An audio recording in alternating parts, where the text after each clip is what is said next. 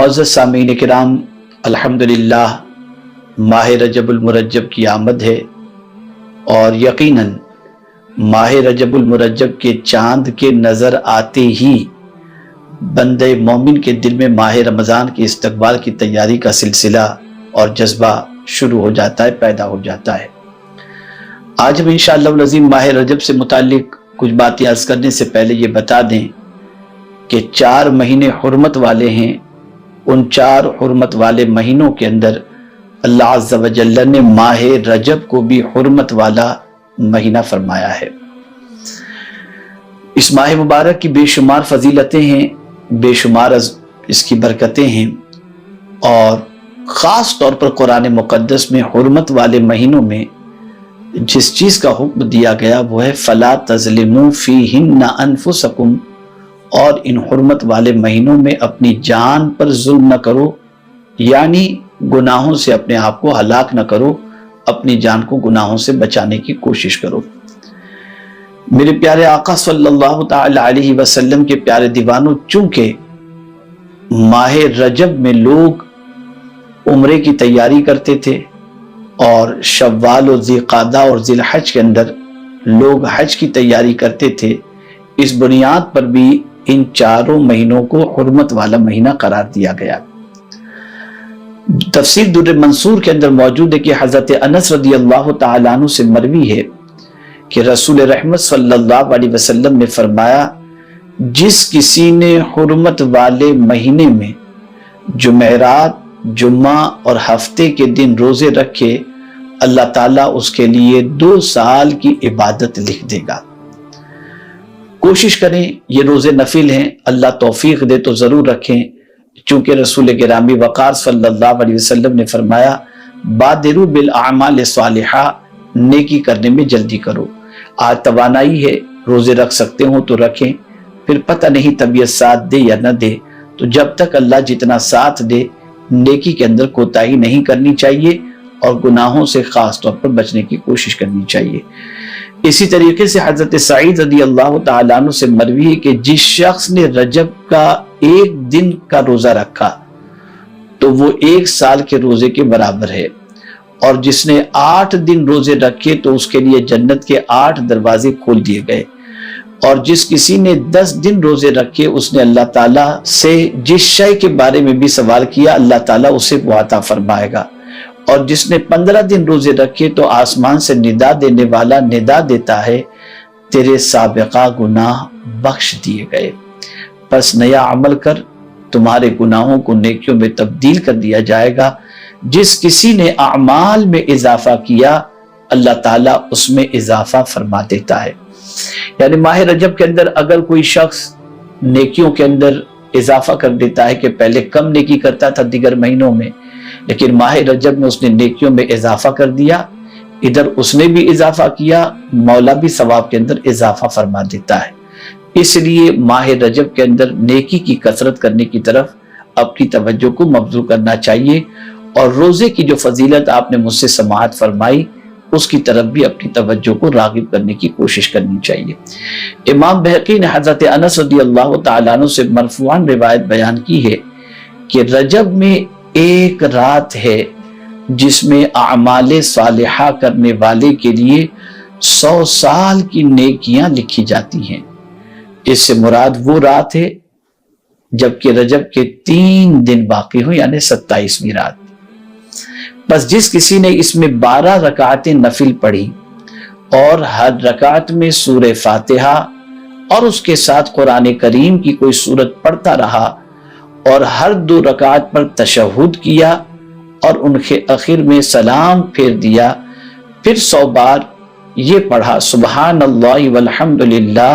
ولا الہ الا اللہ واللہ اکبر، اور پھر 100 بار اللہ تعالیٰ سے استغفار کیا، یعنی استغفر اللہ ربی من کل ذنب واتوب الیہ پڑھا،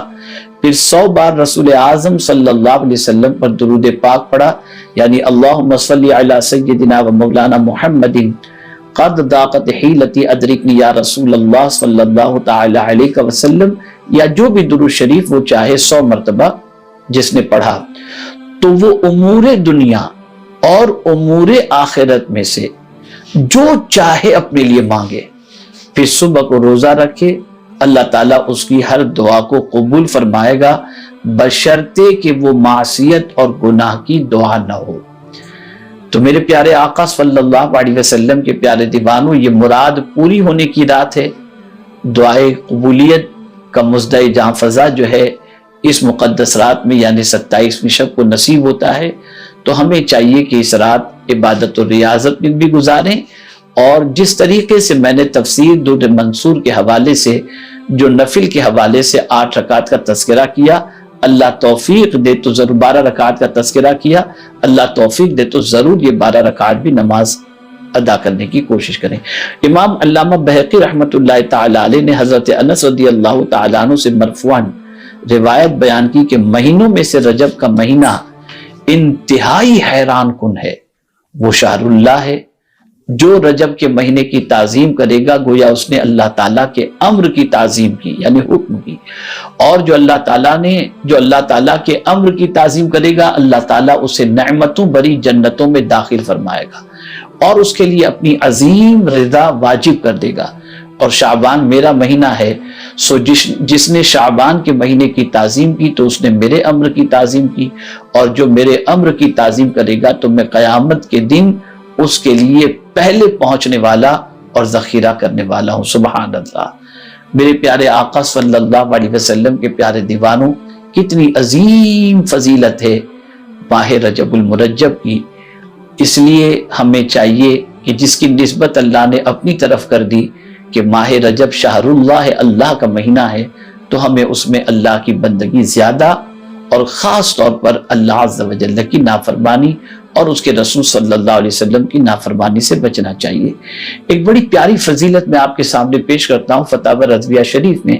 اعلیٰ حضرت عظیم البرکت امام عشق و محبت نے ماہ رجب المرجب کا ایک نام شہر اسم فرمایا، یعنی بحرہ مہینہ۔ چنانچہ اعلیٰ حضرت عظیم البرکت امام عشق و محبت فتاوی رضویہ میں اس نام کی وجہ کچھ یوں ارشاد فرماتے ہیں کہ ہر مہینہ اپنے ہر قسم کے وقائع یعنی واقعات کی گواہی دے گا سوائے رجب کے کہ حسنات بیان کرے گا، یعنی ہر مہینہ اس مہینے کے اندر جو کچھ بھی ہوا ہے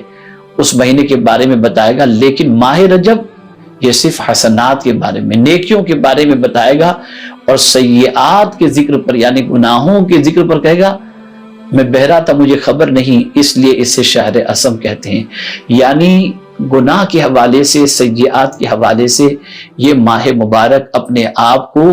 اسم یعنی بہرا کہے گا اور کہے گا مجھے اس کے بارے میں معلوم نہیں۔ میرے پیارے آقا صلی اللہ علیہ وسلم کے پیارے دیوانوں، یہ ساری فضیلتیں اور یہ ساری برکتیں فقط اس لیے ہے کہ اللہ تعالیٰ اپنے حبیب صلی اللہ علیہ وسلم کی امت پر کرم فرما رہا ہے، اور رب قدیر جل جلالہ چاہتا ہے کسی بھی صورت کسی بھی بہانے امت مصطفیٰ صلی اللہ علیہ وسلم کی بخشش ہو جائے۔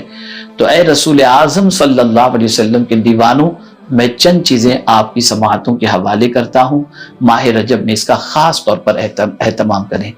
پہلی چیز، اس ماہ مبارک میں زیادہ سے زیادہ گناہوں سے بچیں۔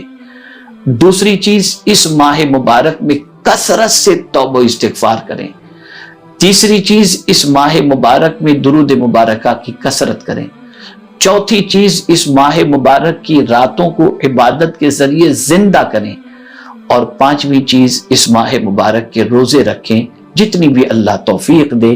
اور کثرت سے قرآن شریف کی تلاوت کریں۔ نوافل کی کثرت، نوافل روزے کی کثرت، اس کا فائدہ اپنی جگہ پر ہے، لیکن اگر ہمارے ذمے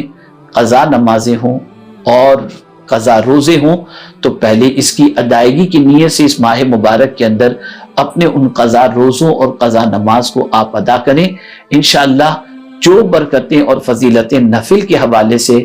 احادیث کے اندر موجود ہیں، اللہ کی ذات سے امید ہے کہ قضا ادا کرنے کے عوض کے اندر اللہ تعالیٰ ان برکتوں سے بھی ضرور مالا مال فرمائے گا۔ یہ چند گزارشات تھیں آپ کی خدمت میں ماہ رجب المرجب سے متعلق۔ میں امید کرتا ہوں کہ انشاءاللہ العظیم اس ماہ مبارک میں جتنی چیزیں میں نے بتائیں اس کے سلسلے میں آپ جد و جہد کرنے کی کوشش کریں گے۔ اللہ سب سے پہلے مجھے توفیق عطا فرمائے اور ساتھ میں آپ سب کو بھی توفیق عطا فرمائے، اور شہر اللہ میں پروردگار جل جلالہ ہمیں گناہوں سے بچنے کی اور کثرت سے عبادت کی توفیق نصیب فرمائے۔